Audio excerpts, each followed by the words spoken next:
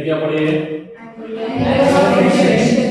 Angle of friction. ठीक है, now we will study angle. ठीक है, चलो इधर देखो पहले सब लोग पेन रखो। एंगल ऑफ फ्रिक्शन होता क्या है मुझे बताओगे मेरे साथ साथ, जितना मैं क्वेश्चन पूछूंगा उतना। अभी फिजिक्स आप अच्छे से पढ़ चुके हो, ठीक है, फ्रिक्शन को भी आप अच्छे से पढ़ चुके हो। ठीक है, ये एक ब्लॉक है, इसका मास है m, कितना मास है m, और इधर की ओर फोर्स लगा है, दिस इज अप्लाइड फोर्स। क्या है बेटा ये? Applied force. अप्लाइड फोर्स, इसका नाम हमने दिया F। क्या नाम दिया? F। ठीक, तो आप मुझे बताओ अगर आपने फोर्स पे अप्लाई किया और बॉडी चल नहीं रही है, बॉडी 1 न्यूटन 2 न्यूटन 10 न्यूटन, ठीक है, तो ये क्यों रुकी हुई है? बॉडी क्यों नहीं चल रही है? क्योंकि फ्रिक्शन ने उसको रोक रखा है। डायरेक्शन ऑफ फ्रिक्शन किधर है? अरे हाँ ना, तो सर इसका मैक्सिमम कितना रोक सकता है? ये रोक सकता है। ठीक है सर, इसका अगर हम एफबीडी बनाएं, क्या बनाएं? एफबीडी, तो इसमें कितने फोर्स लग रहे हैं? ग्रेविटी फोर्स नीचे की ओर, कांटेक्ट में है तो कांटेक्ट में सरफेस पे फोर्स लगाया होगा, किधर? ऊपर की ओर। तो ऊपर की ओर इधर दिखा दे, कोई दिक्कत? बोलो, इधर कौन है? इधर कौन है? फ्रिक्शन। अरे हाँ ना, बोलना पड़ेगा। ठीक, फ्रिक्शन। कौन सा फोर्स? फ्रिक्शन फोर्स है, बट हम जनरल ले रहे हैं। क्या ले रहे हैं? जनरल फॉर्मूला, स्टैटिक काइनेटिक का नहीं ले रहे हैं। हम ये नहीं बोल रहे कि ये बॉडी चल रही है या रुकी हुई। ठीक है, हम क्या बोल रहे हैं? बॉडी चल रही हो सकती है, या फिर मोशन में हो सकती है, या फिर रुकी हो सकती है। ठीक है, जब रुकी होगी तो कौन आ जाएगा? कौन आएगा? Static friction. और चल रही होगी तो काइनेटिक फ्रिक्शन। तो बेटा एंगल ऑफ फ्रिक्शन पता है क्या होता है? एंगल ऑफ फ्रिक्शन कहता है कि सबसे पहले काम करो कि तुम रिजल्टेंट निकालो, बॉडी पे कितने फोर्स लग रहे हैं। यहां से अगर हम निकालेंगे तो n इज इक्वल्स टू क्या आ जाएगा? mg, और f इज इक्वल्स टू क्या आएगा? fr। क्या आएगा? आना बोलना पड़ेगा। तो आपको क्या निकालना है? आपको निकालना है रिजल्टेंट फोर्स, फ्रिक्शन और नॉर्मल का रिजल्टेंट फोर्स, जो इसमें कांटेक्ट फोर्स है। कौन से फोर्स? जो ब्लॉक में लगाए हैं। अगर मैं आपसे पूछूं कि ब्लॉक पे how many forces on block, how many forces on block, कितने फोर्स हैं? काउंट करो, 1 2 3 4, कितने हैं? 4। अरे हाँ बोलो। अब मैं बोलता हूं हाउ मेनी फोर्सेस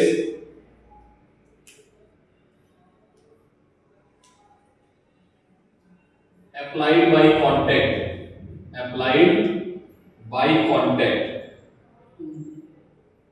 कितने हैं? on block कितने हैं? 2। जिस बच्चे ने 2 बताया है उसने क्या सोच के बताया है? आंसर बताओ। मैं सही बताया, mg और n कैसे हो सकता है? कांटेक्ट फोर्स 2 है, mg नहीं है बेटा। इस पर किसने किसने फोर्स लगाया है? ब्लॉक पे। mg तो इसने अर्थ पे लगाया था, इस पे अर्थ ने नॉर्मल लगाया है ऊपर की ओर, और अर्थ ने फ्रिक्शन लगाया है। अरे हाँ ना बोलना पड़ेगा। क्लियर है? कौन कौन से दो है वो? नॉर्मल और फ्रिक्शन। कितने लोग ये बात समझ में आई? ठीक है, याद रखोगे बेटा, बहुत इंपॉर्टेंट चीज है। ठीक है, इन दोनों का रिजल्टेंट सर 2 वेक्टर हैं, 2 फोर्स हैं, दोनों वेक्टर हैं। वेक्टर का रिजल्टेंट कैसे निकालते हैं? r √ f1² + f2² + 2 f1 f2 cos theta. याद है ना? a² + b² + 2ab cos theta, बहुत सारे क्वेश्चन किए थे। तो यहां क्या आएगा? f1² f2² + 2 f1 f2 cos theta. Theta की वैल्यू दोनों के बीच में कितनी है? इसको एक्सटेंड करो, इसको एक्सटेंड करो, ये कितना है? 90। कितना है? cos 90 0। क्या होता है बेटा? cos 90 0। तो ये हमारा क्या हो जाएगा? 0। रेहाना बोलना पड़ेगा। f1 की वैल्यू क्या है सर? n²। सर फ्रिक्शन की वैल्यू क्या है Fr²। किसी को कोई दिक्कत? अरे हाँ ना बोलो। ये आ गया रिजल्टेंट। क्या आ गया ये रिजल्टेंट, और ये रिजल्टेंट आया है इस डायरेक्शन में। किस डायरेक्शन में? इस डायरेक्शन में। समझ में आई बात? अरे हाँ ना बोलो भाई। ठीक है सर, ये रिजल्टेंट आ गया इस डायरेक्शन में। कोई दिक्कत? ये वाला फोर्स कौन सा है? रिजल्टेंट। और ये रिजल्टेंट जितना एंगल बनाता है कहां से? नॉर्मल से। उस एंगल को हम लोग क्या बोलते हैं? फिर से, resultant of normal and friction, जितना एंगल नॉर्मल से बनाता है उसको हम लोग क्या बोलते हैं? फिर से बोलो सब मेरे साथ साथ, रिजल्टेंट ऑफ जितना एंगल नॉर्मल से बनाएगा उस एंगल को हम लोग क्या लिखेंगे? पेज में जल्दी से लिखो, जल्दी से।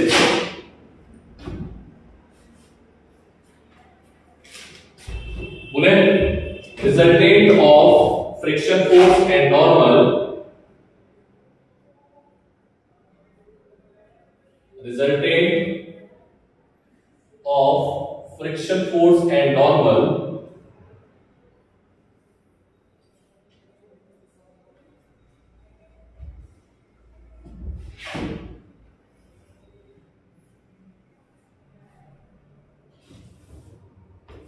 which makes angle from normal, which makes angle from normal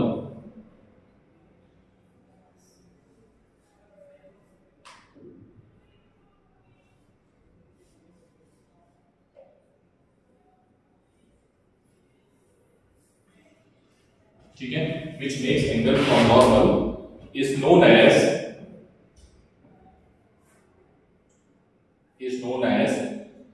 angle of friction, is known as angle of friction।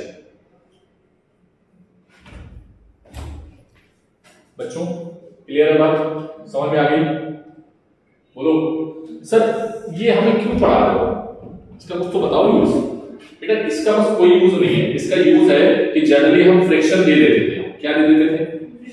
क्या दे देते थे? फ्रिक्शन। तो हम फ्रिक्शन ना देके एंगल बोल देंगे। क्या बोल देंगे? कि भैया उस जगह का एंगल है 30 डिग्री या उस जगह का एंगल है 45 डिग्री। तो अगर मैं यहाँ पर 45 लिख दूं तो tan 45 की वैल्यू क्या हो जाएगी? 1। अरे हाँ ना बोलो। तो म्यू की वैल्यू क्या आ जाएगी? 1। अगर बोल देते हैं 60 डिग्री तो कितना आ जाएगा? √3। अरे हाँ ना बोलना पड़ेगा। तो म्यू की वैल्यू कितनी आ जाएगी? √3। तो सिर्फ एक ही बहाना है म्यू देने का। अरे हाँ ना बोलो। नोट पॉइंट लिखो इसको। एंगल ऑफ फ्रिक्शन यदि क्वेश्चन में दिया है तो ये एक बहाना है म्यू देने का। क्या है? ये एक तरीका है म्यू देने का। ठीक है, लिख लो इस चीज को। यदि एंगल ऑफ फ्रिक्शन गिवन है तो ये एक तरीका है म्यू को क्वेश्चन में इन्वॉल्व करने का।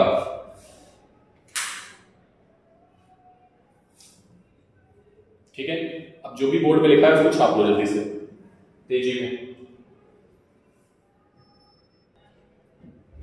बेटा इधर देखा, ये हमारे पास मान लो ब्लॉक है।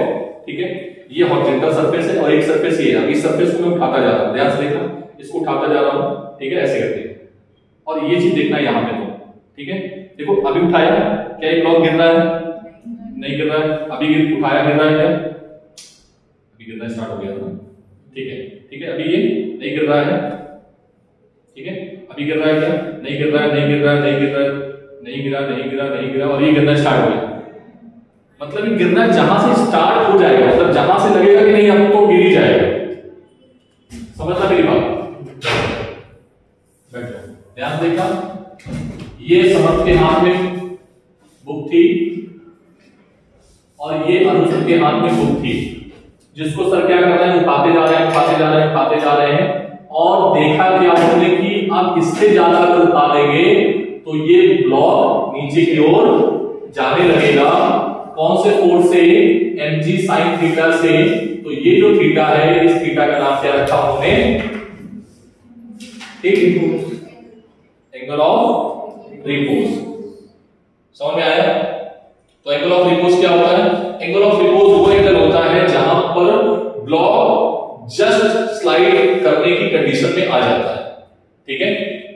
सकती है। बोलो अभी स्लाइड कर रहा है क्या? नहीं कर रहा है। लेकिन अगर थोड़ा तुमने और उठा दिया, मतलब ये मान लो 30 डिग्री है और 30 से तुमने 30.1 कर दिया, 30.0001 कर दिया, तो ये नीचे चला जाएगा। समझ में आया? या 30.000001 कर दिया तब भी नीचे चला जाएगा। ठीक है, तो 30 एंगल कौन सा एंगल है? Angle of repose. ठीक है, तो मैं बोलूंगा, लिखोगे? लिखो जल्दी से डेफिनेशन। एंगल ऑफ रिपोज क्या होता है? The angle of inclined plane, the angle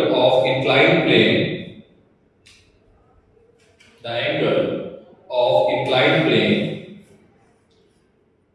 made with the horizontal कहां से? horizontal से, made with the horizontal, ठीक है, at which body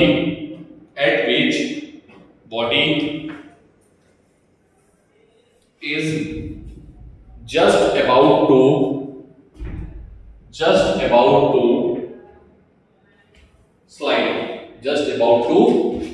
slide। समझ में आ गया? बॉडी कहां पर है, मतलब अब वो जाने की हरकत में है। Body is just about to slide. ठीक है, this maximum angle is known as angle of repose. This maximum angle is known as angle of repose.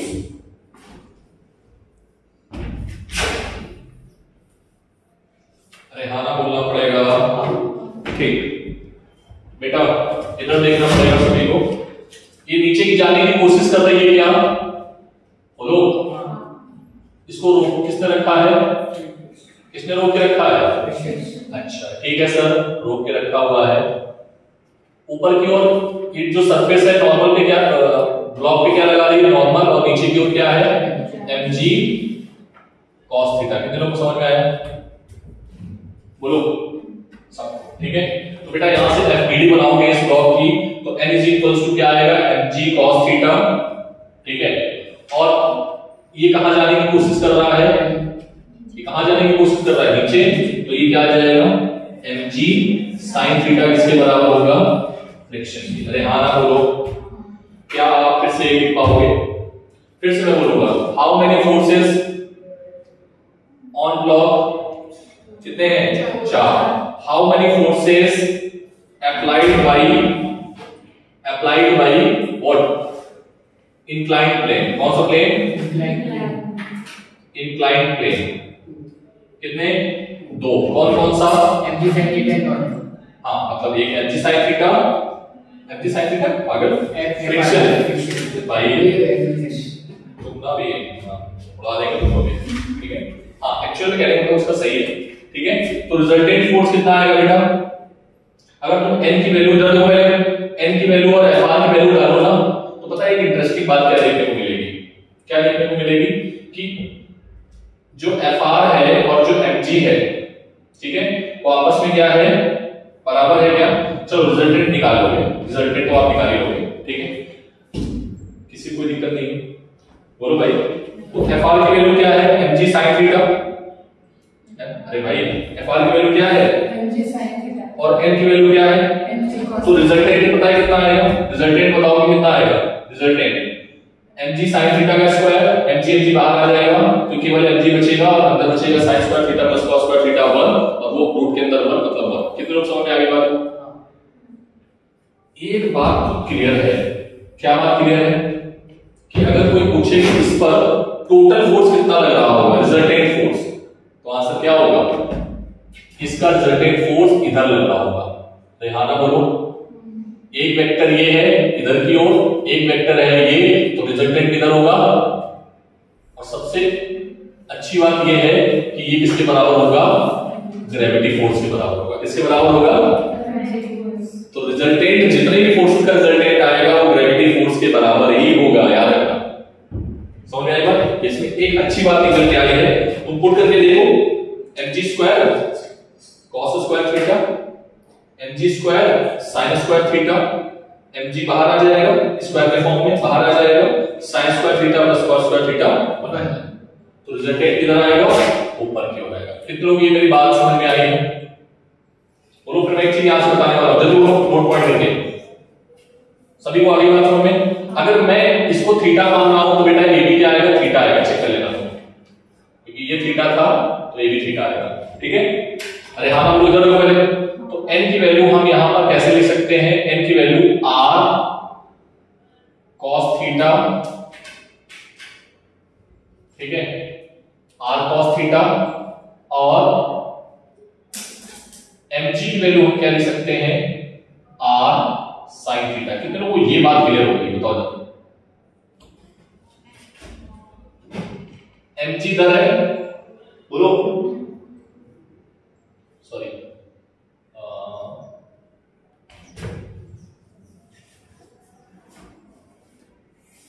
इधर क्यों आएगा tan थीटा, तो चलो इसको बाद में देखते हैं, इसको भी बस छोड़ो, बाद में बताते हैं। नोट करो देखिए में,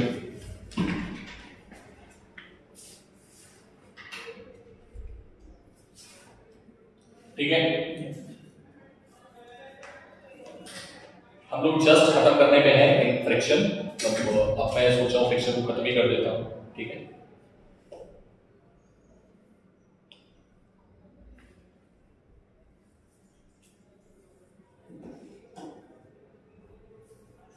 एक क्वेश्चन और करो जल्दी से, सब कुछ नोट करना है बेटा, सब कुछ नोट करना है। इधर क्या आ जाएगा, एफ आर की वैल्यू क्या है, बोलो एफ आर की वैल्यू क्या है, इसको 5 मान लो, क्योंकि थीटा ऑलरेडी मान चुके हैं, थीटा मान चुके थे, इसको 5 मान लेना, ठीक है। एफ आर की वैल्यू क्या है, mg sin थीटा, और इसकी वैल्यू क्या है, mg cos थीटा। अरे हाँ ना बोलो, तो mg से mg कैंसिल, बोलो भाई, तो tan theta is equals to क्या आ गया, tan phi is equals to क्या आ गया, tan थीटा। कितनों बात समझ में आई है,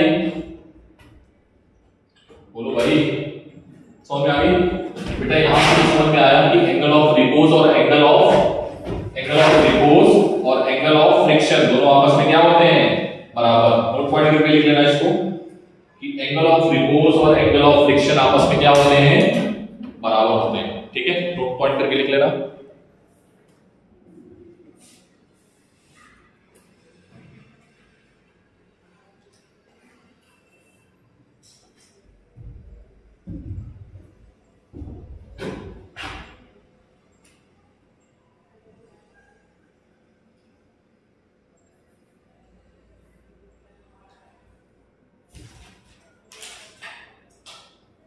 एक मिनट यहाँ फाइल लिखना है, ठीक है। और म्यू की वैल्यू tan phi भी आई थी, म्यू की वैल्यू tan थीटा भी थी, ठीक है। तो यहां से हमें क्या मिल जाएगा, यहां से हमें मिल जाएगा tan theta is equals to tan phi, मतलब theta is equals to phi। Photo change तो नहीं है, कुछ भी चेंज नहीं है, ठीक है। देख लो बेटा, जहां पर सही करना उसको ठीक कर लेना, ठीक। तो ये क्या है, म्यू देने का ये तरीका, ठीक है। और एक बात हमें क्लियर हो गई, क्या क्लियर हो गई, कि रिजल्टेंट फोर्स जो आएगा, चाहे वो इंक्लिनेशन पे हो और चाहे प्लेन में रखा हो, वो चेंज नहीं होगा। दूसरी चीज क्या समझ में आई कि एंगल ऑफ फ्रिक्शन और एंगल ऑफ रिपोज सेम होते हैं, ठीक है। अरे हाँ ना बोलो। अब एक बात यहां पर इंपॉर्टेंट है कि एंगल ऑफ रिपोज और एंगल ऑफ फ्रिक्शन निर्भर किस पे करते हैं, कि बढ़ेंगे घटेंगे कब, ये डिपेंड करते हैं दो सरफेसेस के बीच में फ्रिक्शन पे। किस पर डिपेंड करते हैं, राइट डाउन दिस थिंग्स।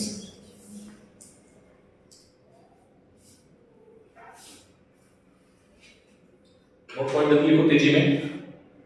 पहला नोट पॉइंट लिखिए आपने, क्या लिखा होगा, लैंग्वेज फॉर्म में भी लिखिएगा, क्या लिखोगे, एंगल ऑफ रिपोज और एंगल ऑफ फ्रिक्शन बराबर होते हैं। दूसरा लिखो, angle of repose or the end. Angle of repose and angle of friction both depends on coefficient of friction between two surfaces.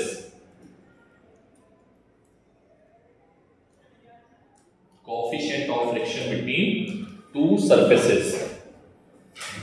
Clear है बोलो बच्चों? ठीक है।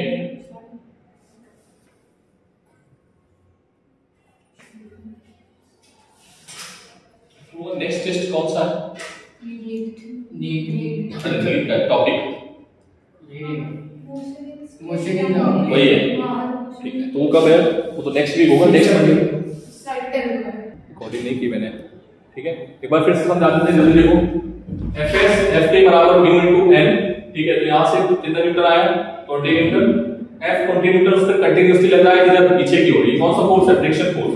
तो फ्रिक्शन ने उसको एक्सेलरेशन पीछे की ओर दिया है, इधर पीछे की ओर। कितना? 20 न्यूटन। समझ में आ रहा है? सॉरी 2 मीटर पर सेकंड। तो अब पूछा है टाइम और डिस्टेंस। तो टाइम कितना लगेगा? इक्वेशन फर्स्ट इक्वेशन यूज कर लो। डिस्टेंस पूछा है सेकंड। सर ये क्यों लगा रहे हो आप? इक्वेशन ऑफ मोशन क्यों लगा रहे हो? क्योंकि एक्सेलरेशन कांस्टेंट है। मैंने क्या बोला था? जब हमारे पास एक्सेलरेशन कांस्टेंट आएगा आप इसको लगा सकते हैं, और अगर कांस्टेंट नहीं है तो फिर कैलकुलस मतलब इंटीग्रेशन या फिर डिफरेंशिएशन। समझ में आया? अब मैं पता यहां पर खेल कर सकता हूं तुम्हारे साथ बेटा। मैं फ्रिक्शन को यहां पर डिपेंडेंट बना सकता हूं। फ्रिक्शन चेंज हो रहा है, मतलब समझ लो कि सरफेस जो है कहीं खुरखुदरा है, कहीं ये है, कहीं बढ़ता जा रहा है। जो खुरखुदरापन बढ़ता जा रहा है, फ्रिक्शन टाइम के साथ बढ़ता जा रहा है। अगर टाइम के साथ बढ़ रहा है तो फिर आप क्वेश्चन ये एडवांस के लिए जाएगा, ठीक है।